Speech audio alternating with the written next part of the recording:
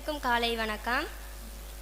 எனக்கு இங்கே பேச வாய்ப்பு தந்த பள்ளி நிர்வாக குழு மற்றும் முதல்வர் அவர்களுக்கு என்னுடைய நன்றியை தெரிவித்துக் கொள்கிறேன். ஆசிரியர் பெருமக்களுக்கும் மாணவ பெருமக்களுக்கும் என்னுடைய நன்றியை தெரிவிச்சுக்கிறேன். அனைவருக்கும் அன்பான வணக்கம். சுதந்திர தினத்தை முன்னிட்டு உங்கள் அனைவருக்கும் எனது மனமார்ந்த வாழ்த்துக்களை தெரிவித்துக் கொள்கிறேன்.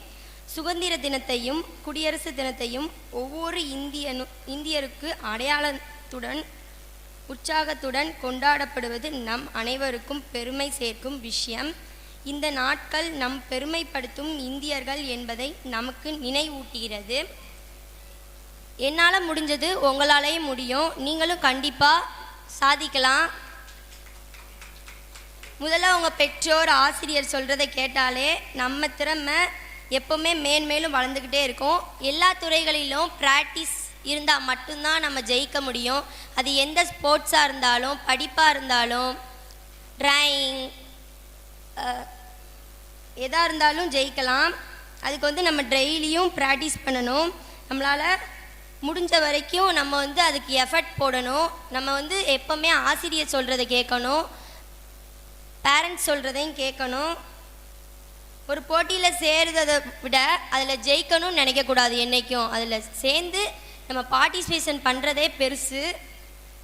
நம்ம முன்னாடி எவ்வளவு தூரம் இருந்தோன்னு இப்போ எவ்வளோ தூரம் இருக்கிறோன்னு தான் பார்க்கணும். இதைத்தான் சின்மயானந்தர் நேற்றைய உன்னை விட இன்றைய நீ வளர்ந்திருக்கிறாயா என்று சொன்னார். நம்ம போட்டியில் சேர்ந்தாலே ஜெயிச்ச மணிதான். இதுதான் என்னோட அனுபவம் மூலம் நான் கற்றுக்கொண்டதை உங்ககிட்ட ஷேர் பண்ணியிருக்கேன்.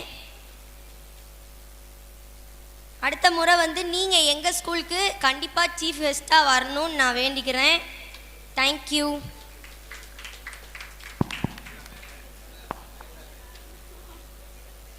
அந்த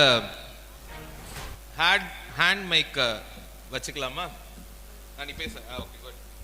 இந்த ஸ்கூலில் என்னை சீஃப் கெஸ்ட்டாக கூட்டுறதுக்கு ரொம்ப தேங்க்யூ.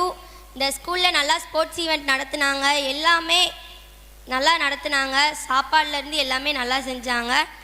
இந்த இடத்துல என்னோடய கோச்சுக்கும் நான் தேங்க்யூ சொல்ல விரும்புகிறேன். நான் எங்கே போனாலும் எங்கள் அம்மா என் கூட வருவாங்க. இப்போ ரீசெண்டாக பீகார் போனப்போ கூட அம்மா எனக்கு கூட வந்தாங்க. எங்கள் கோச்சு வந்தாங்க. எங்கள் கோச் என்னை ரொம்ப சப்போர்ட் பண்ணுவாங்க. என்எம்எஸ் ஸ்போர்ட்ஸ் கிளப்பில் தான் நான் ப்ராக்டிஸ் பண்ணுறேன். நீங்களும் உங்கள் பிள்ளைங்களை ஸ்போர்ட்ஸுக்கு அனுப்புங்க. அப்படின்னா தான் அவங்க ஹெல்த்து எல்லாமே பார்த்துக்கிட முடியும் அவங்களால. இதை மாதிரி மற்ற பிள்ளைங்களை நீங்கள் என்கரேஜ் பண்ணுங்கள், பேரண்ட்ஸும் டீச்சரும். நான் 4 வருஷமாக ஸ்போர்ட்ஸில் பார்ட்டிசிபேஷன் பண்ணிகிட்டு இருக்கேன். நிறையா மேரத்தான் போயிருக்கேன். நான் தோத்தாலும் ஜெயித்தாலும் அழுகுவேன். ஐயோ நம்ம தோத்துட்டோமே. இந்த வெறியோடு நான் அடுத்த ஈவெண்ட்டில் பார்ட்டிசிபேஷன் பண்ணும்போது ஜெயிக்கணும்னு நினப்பேன். அடுத்தாட்ட ஜெயிச்சிருவேன். 600 மீட்டரில் நான் 4 வாட்டி ஸ்டேட் போயிருக்கேன். 4 வாட்டியும் தோத்துட்டேன். அடுத்த வருஷம் 1500 ஸ்டேட்டில் 3rd மெடல் எடுத்தேன். அதுக்கடுத்த வருஷம் 3 இதில் கோல்டு மெடல் எடுத்தேன். அது எனக்கு ரொம்ப சந்தோஷமாக இருந்துச்சு. இப்போ ஒரே குறை தான், நான் நேஷ்னலில் ஜெயிக்கணும். அதை மட்டும் நான் பண்ணிட்டேன்னா கண்டிப்பாக எங்கள் ஸ்கூலுக்கு, எங்கள் கிளப்புக்கு எல்லாத்துக்குமே நான் எவ்வளோ பெரிய ஆளானாலும் ஸ்பான்சர் பண்ணுவேன். எங்கள் ஸ்கூலில் பிடி சார், மித்த ஸ்டாஃப்பு, ஸ்டூடெண்ட்ஸு என்னை ரொம்ப என்கரேஜ் பண்ணாங்க. அதனாலேயே நான் அந்த அளவுக்கு வளர்ந்துருக்கேன். எங்கள் என்எம்எஸ் ஸ்போர்ட்ஸ் கிளப்லேயும் என்னை ரொம்ப என்கரேஜ் பண்ணாங்க. அதனால தான் நான் இவ்வளோ பெரிய ஆளாக இருக்கேன். தேங்க்யூ. இந்த ஸ்கூலுக்கும் நான் ரொம்ப கடமைப்பட்டிருக்கேன். தேங்க்யூ. நீங்கள் கொஞ்சம் அங்கே அங்கே அங்கே அங்கே ஹலோ கௌஷிகா, அங்கே நான் உங்கள்கிட்ட சில கொஸ்டின் கேட்க போகிறேன், நீங்கள் ஆன்சர் பண்ண போகிறீங்க, ரைட்? நீங்கள் கிரவுண்டுக்கு ஃபர்ஸ்ட் டைம் நீங்களா போயிருக்க மாட்டீங்க. கண்டிப்பாக உங்களை யாராவது பிடிச்சி தள்ளியிருப்பாங்க. அம்மா தான் சார். உங்களை அதிகமாக டிவி பார்க்கன்னு சொல்லி கிரவுண்டுக்கு போன்னு சொன்னாங்க சார்.